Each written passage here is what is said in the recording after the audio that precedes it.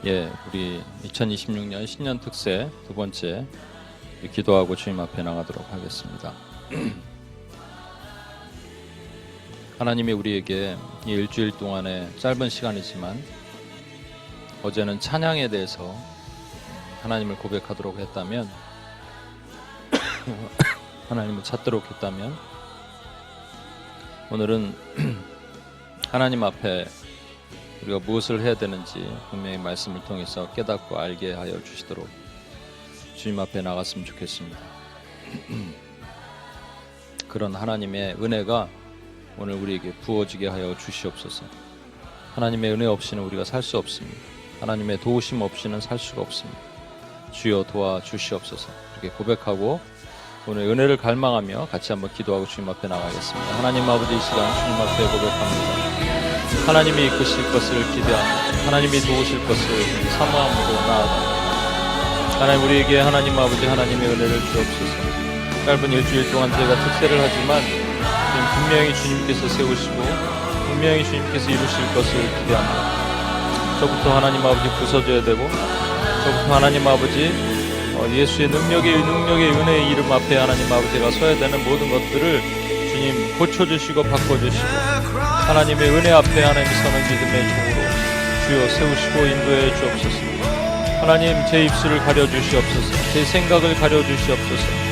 그리고 우리 안에 교통하시는 성령님이 분명히 말씀하신 것을 듣고 하나님, 우리가 이 특세의 은혜를 경험하며 그것을 실천하며 나갈 수 있는 시간이 되게 도와주옵소서.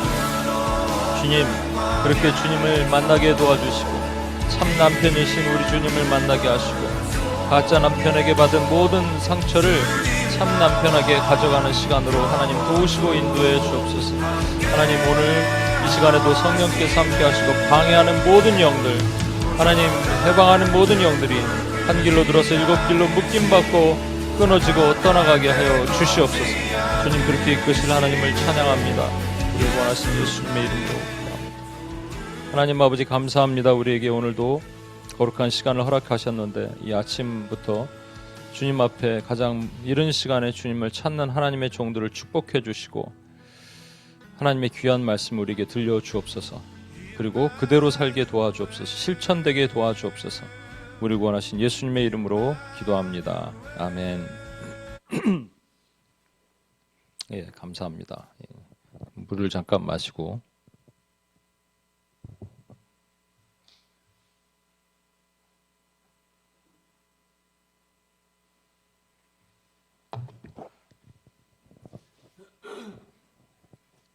오늘 신년 특세 두 번째 시편 147편 2절에서 4절을 보도록 하겠습니다. 시편 147편 2절에서 4절입니다.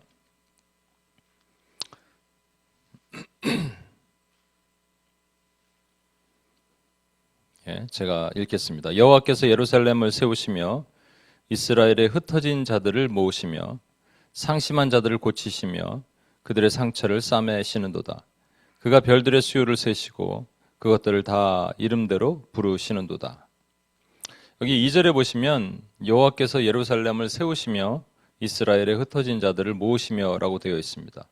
그러니까 이 상황은 우리가 추정키로는 남유다를 바벨론 포로로 보내셔서 70년 포로 생활을 하게 하시고 그리고 흩어졌던 그들을 다시 모으신 그 상황을 회상하면서 시편 기자가 썼을 것입니다.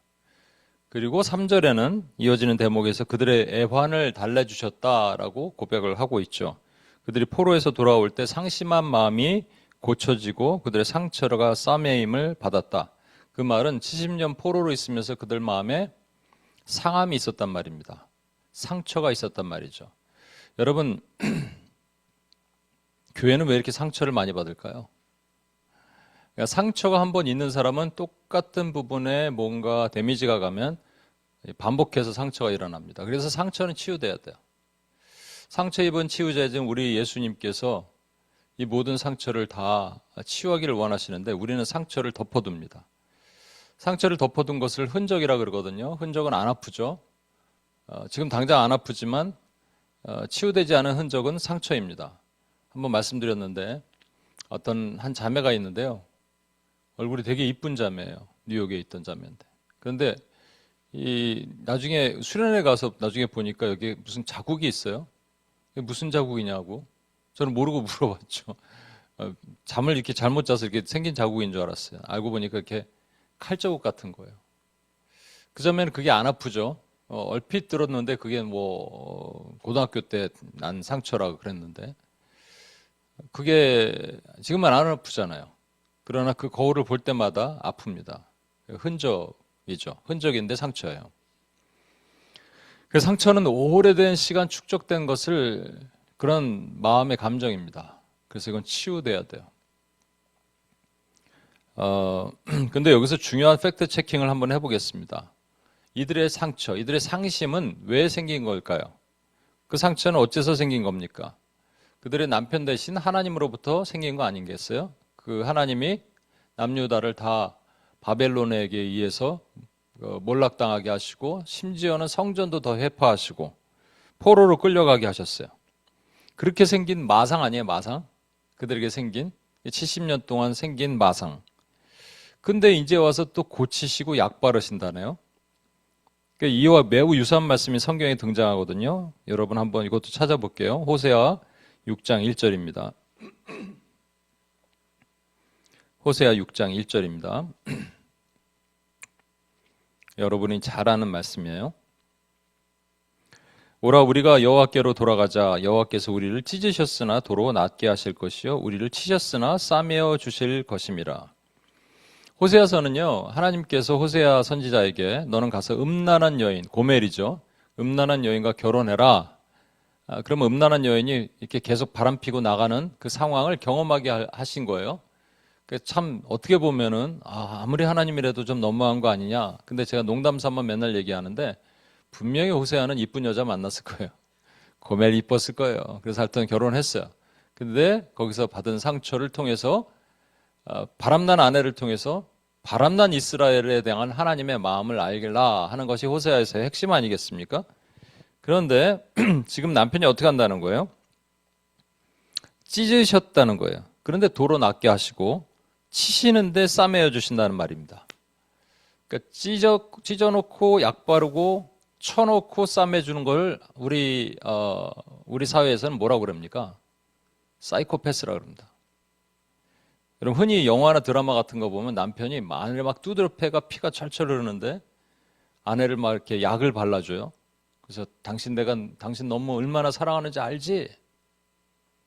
이게 다 우리가 사랑하는 가정을 이루자고 내가 이렇게 하는 거야. 이해하지? 대답을 안 하면 또 좁혀요.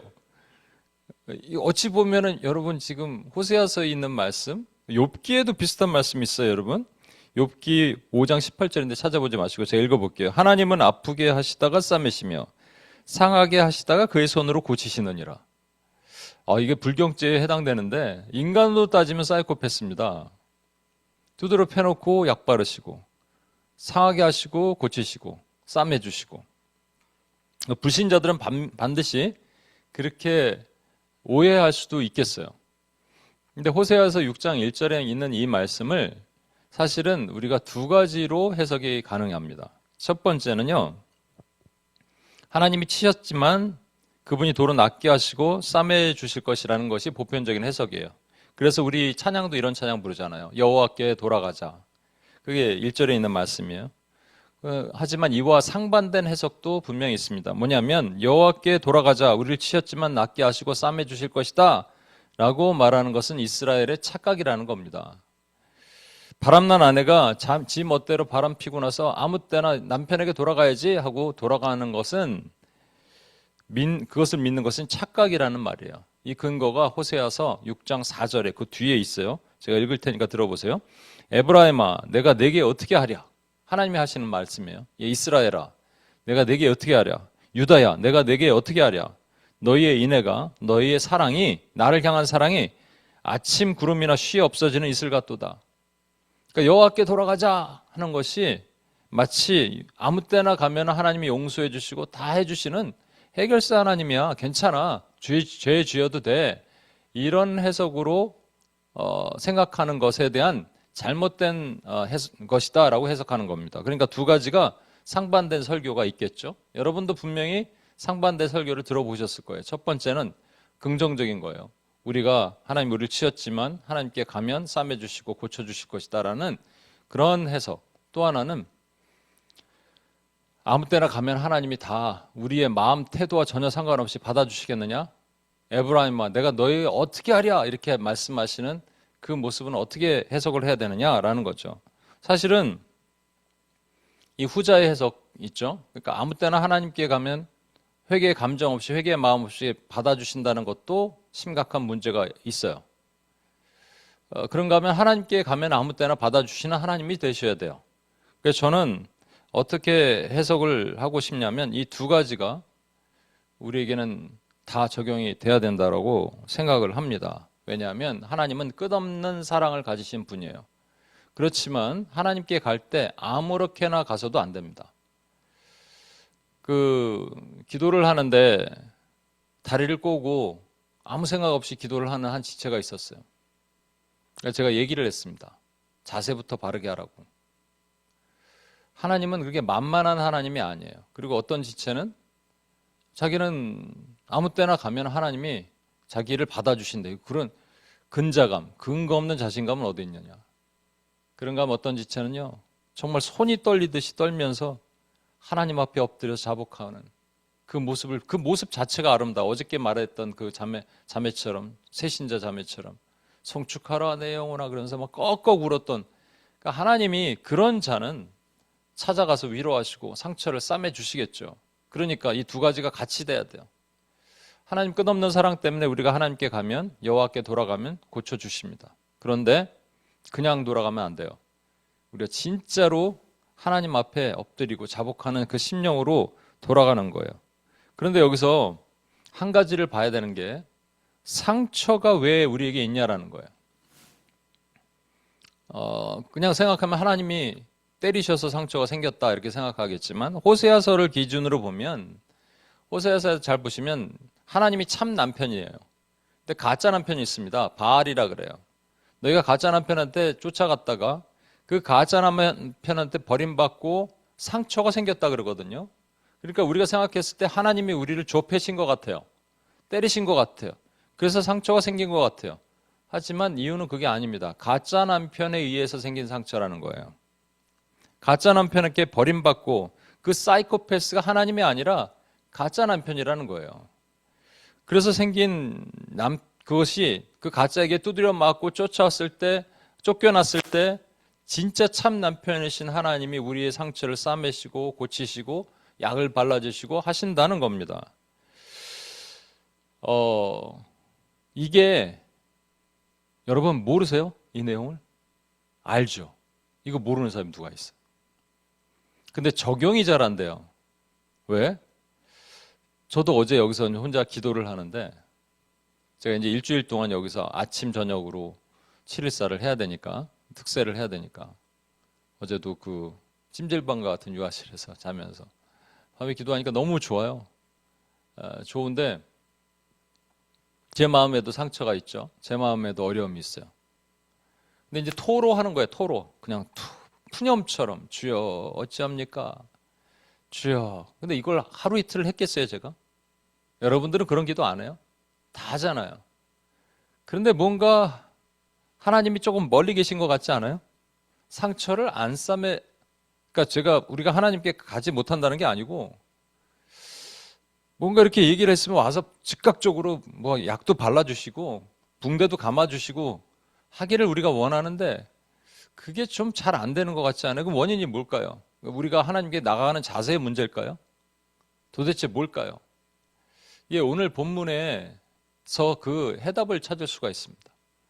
2절이 있고 3절이 있고 4절이 있는데 제가 3절 4절을 한번 읽어볼게요.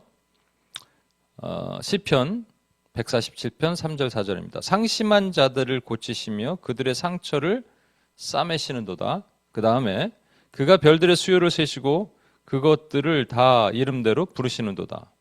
우리가 이제 비준비하시니 찬양에서 많이 불렀던 내용이죠. 아무 생각 없이 불렀을 수도 있지만 여러분 잘 보시면 우리가 성경을 볼 때 문맥이라는 게 있습니다. 그래서 원래 성경에는 몇 절 이렇게 몇 장이 없거든요, 여러분. 그걸 이제 후대 사람들이 붙인 건데, 그래도 요 단락 다음에 그 다음 단락 이런 것들이 한 장 안에서도 이렇게 나눠질 수 있잖아요. 그래서 그거를 또 성경을 만든 사람들이 동그라미를 붙여놨어요. 그걸 페리코피라 그럽니다. 문맥이 단락이 달라진다라는 거예요. 그런데 그러려면 전체 문맥의 흐름이 바뀌어야 돼요.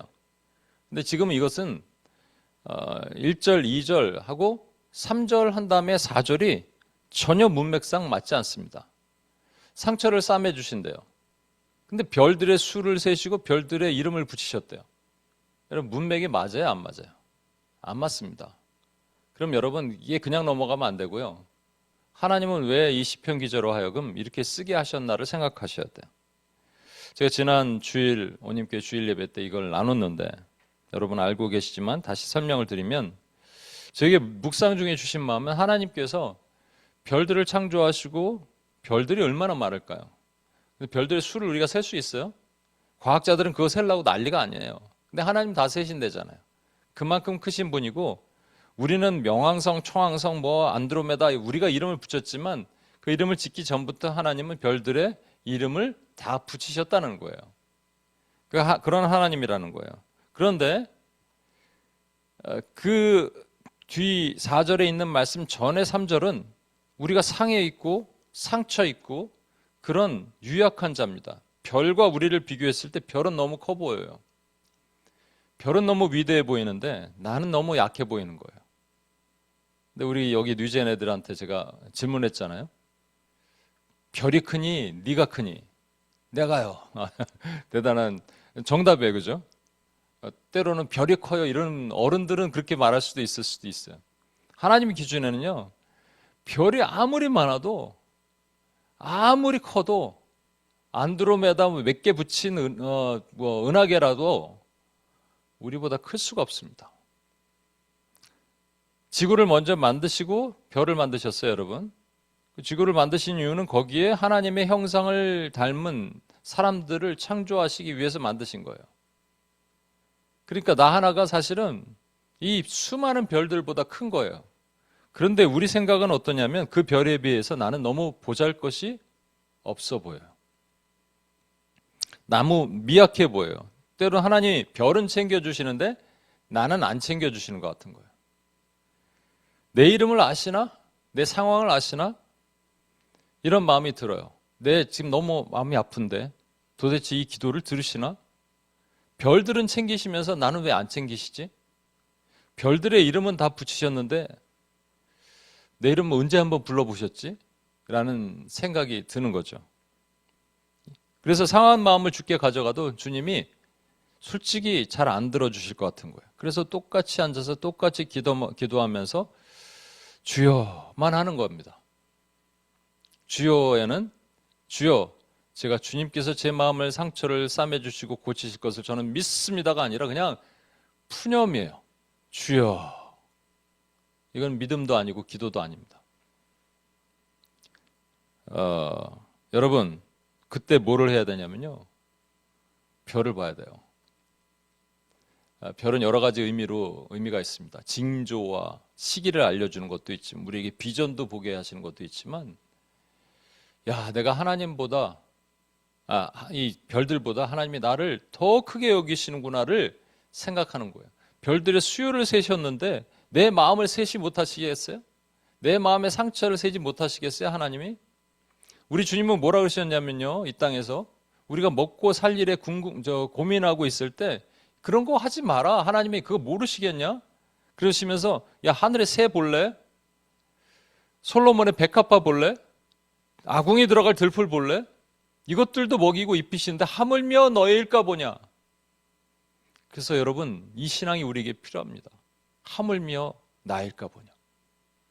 주여, 푸념으로 주여가 아니라 주님 믿습니다. 주님이 제 상한 마음을 다 아세십니다. 상처 입은 마음을 다 아십니다. 그리고 오십니다. 지금 제 마음을 들어주십니다. 이 고백이 우리에게 필요합니다. 여러분, 우리는 너무 가짜 남편에게 조 터져 있었어요. 그리고 가짜 남편을 계속 찾아. 이 호세아의 핵심이 뭔지 아세요? 고멜이 계속 가짜 남편 찾아가는 거예요. 남편 버리고 우리에게 가짜 남편 많이 있잖아요. 가짜 즐거움이 있다고 말씀드렸죠. 대체 즐거움, 대체 기쁨. 막 찾아 헤매는 거예요. 왜 그러냐? 진짜 남편에게 기쁨을 얻지 못해서 그렇다니까요. 진짜 남편이 나를 싸매 주실 거라는 생각을 못하고, 진짜 남편은 별에나 관심이 있어. 아니, 별도 그렇게 챙기시고 공중의 새와 들풀과 백합화도 챙기시는데, 그래서 여러분 오늘부터 아침에 동이 트면 나와서 하늘을 보시고 새를 보시고 지나가는 들풀을 보시고 백합화를 보십시오. 그럼 하나님의 은혜가 내 안에 꽉 밀려올 거예요. 이런 것들도 다 입히시고 챙기시는데 하물며 나일까 보냐. 별들의 수를 세시고 그 이름을 붙이신 하나님이 나의 상함을 고치시고 달래시고 상처를 싸매 주신다는 것을 믿고 나가는 저와 여러분이 되셨으면 좋겠습니다. 우리 이 시간 같이 한번 기도하고 주님 앞에 나가겠습니다. 순서를 바꿔서 읽어야 됩니다. 상함을 고치시고 상처를 싸매주시는 후에 별들의 수를 세시고 별들의 이름을 붙이신 게 아니라 별들의 수를 세시고 별들의 이름을 붙이신 그 하나님이 우리의 상함을 달래주시고 상처를 싸매주십니다. 푸념하지 마시고 믿음으로 주님 앞에 주여, 나의 마음을 다 아시는 주님, 나의 아픔을 아시는 주님, 오래된 나의 상처를 아시는 주님, 나의 고민을 아시는 주님, 제가 왔습니다. 주님, 별들보다 큰 제가 왔습니다.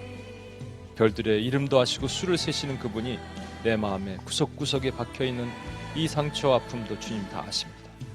주님, 고쳐 주옵소서, 치유해 주옵소서, 만나 주옵소서. 그 고백으로 주님 앞에 나가길 소망합니다. 같이 한번 기도하겠습니다. 하나님 아버지, 이 시간 주님 앞에 주님이 별들보다 저를 크게 여기신 것을 그런데 하나님 아버지, 제가 하나님 푸념밖에 안 나오는 연약한 마음 안에 있습니다. 주님, 용서해 주옵소서. 주님, 긍휼히 여겨 주옵소서. 주님은 별들의 수를 세시고 그 이름을 붙이셨는데 하물며 너희일까. 하나님 아버지, 때로는 주님 중에 나는 새가 백합화보다도 아궁이에 들어갈 들풀보다도 못하다고 생각하는 제 자신의 연약함이, 하나님은 저를 다 아시고 내 마음의 아픔과 고통과 상처와 쓰라림을 다 아시고 주님은 고치시길 원하셨으니 주님 감사합니다. 하나님 아버지, 그 은혜 안에 주여 들어가기를 원합니다. 주여 하나님 아버지, 오늘도 함께 하시는 하나님의 그 놀라운 은혜 안에 우리를 넣어주옵소서. 주님 엎드립니다. 주님 자복합니다. 푸념하지 않고 하나님 앞에 나의 연약함을 낱낱이 고백하며 주님, 내 마음 구석구석에 들어가 있는 이 작은 상처들과 아픔까지 주님 고치시고 바꾸시는 그 은혜 앞에 들어가기를 원합니다. 주여 그렇게 허락해 주옵소서. 그렇게 만들어 주옵소서. 주여 그렇게 인도해 주옵소서. 다시 주님을 찬양합니다. 고맙습니다.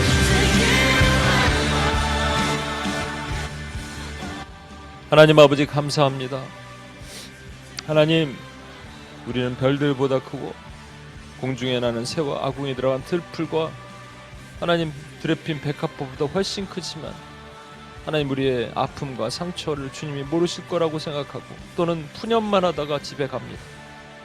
아닙니다. 하나님, 주님 앞에 낱낱이 고백하고 내가 정말 낮은 자세로 주님 앞에 엎드려 나아갈 때 주님이 내 마음에 깊이 박혀있는 그 쓴뿌리와 상처와 연약한 부분들 주님이 다 고치시고 달래시고 치유하실 것을 믿습니다.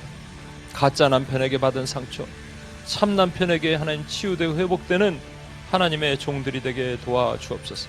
우리를 구원하신 예수님의 이름으로 기도합니다. 아멘.